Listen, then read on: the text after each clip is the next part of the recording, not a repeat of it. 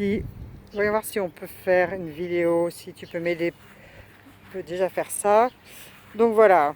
Donc là, j'ai le Buddleia qui, je suppose, va devenir aussi grand que ça. Donc je lui donne de l'espace pour grandir. Logiquement, si je le laisse pousser, ce qui bien sûr me ravit, ça va devenir aussi grand que ça. Donc il faut que je compte 2 mètres d'envergure au moins. Alors, donc j'ai ça. Ensuite, bon, ça c'est les pots que j'ai mis principalement pour combler en attendant que le Buddleia pousse. Et donc maintenant, voilà ce que j'ai acheté. J'ai acheté, je ne le trouve même pas tellement c'est petit. Bon, d'abord aujourd'hui, j'ai donc acheté ce lavater. Je me dis je peux peut-être le placer là. Je peux changer les pots de place, je peux faire ce que je veux. J'aime bien les avoir au milieu parce que les hibiscus sont roses. Ces plantes bleues là qui sont les vanillés de Guyane, j'aime bien la couleur, donc j'aime bien avoir ça au milieu. Donc je trouve que ça va bien avec le Buddleia. Donc là, ça c'est un jasmin qui pousse ma foi très vite. Et donc l'idée c'est que ça couvre absolument l'intégralité de ce treillis. Et ça c'est la clématite. Bon. Donc ce que j'ai acheté d'autre, j'ai donc acheté ce truc là. Une seconde, je tiens mes lunettes. J'ai acheté ce truc là qui est donc c'est spiré. Et donc ça je viens de regarder, c'est entre 1 à 2 mètres de haut et 1 à 2 mètres de large. Donc je pense que là c'est presque un petit peu près encore.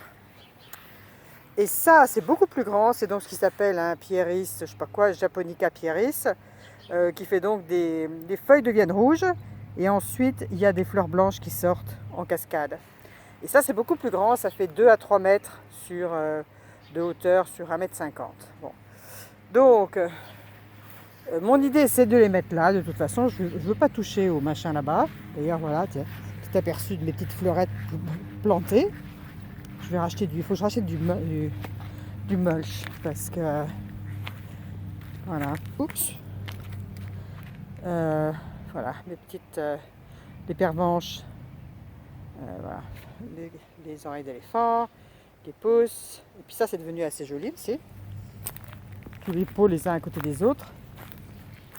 Ça fait maintenant je ne veux plus y toucher parce que maintenant elles se trouvent une forme chacune. Là j'ai le sédum qui fait les fleurs vertes, on dirait les choux-fleurs. Faut quand même que je te montre ma passiflore quand même, parce que elle a quand même pris des dimensions absolument considérables. Elle pousse, elle pousse, elle pousse, elle pousse, elle pousse, elle pousse, regarde. Elle est de l'autre côté, j'ai une fleur de ce côté-là. Incroyable, ça c'est vraiment... Par contre cette petite clématite, elle est un peu souffreteuse. J'espère qu'elle va se développer. Elle a fini de faire des feuilles. Je sais pas, elle n'a pas l'air de se plaire énormément.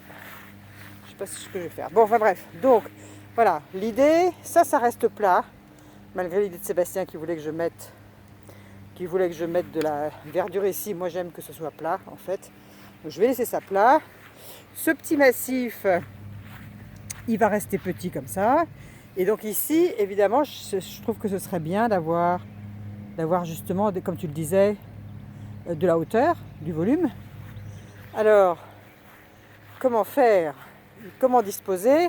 Alors évidemment, je suis obligée de compter sur comment la plante est grande quand elle est complètement poussée. Et évidemment, ça va faire un grand trou au milieu. Je peux toujours racheter des hibiscus et en planter. Bien sûr, le lavater, c'était une idée, c'était pour qu'il remplisse le trou. Donc, je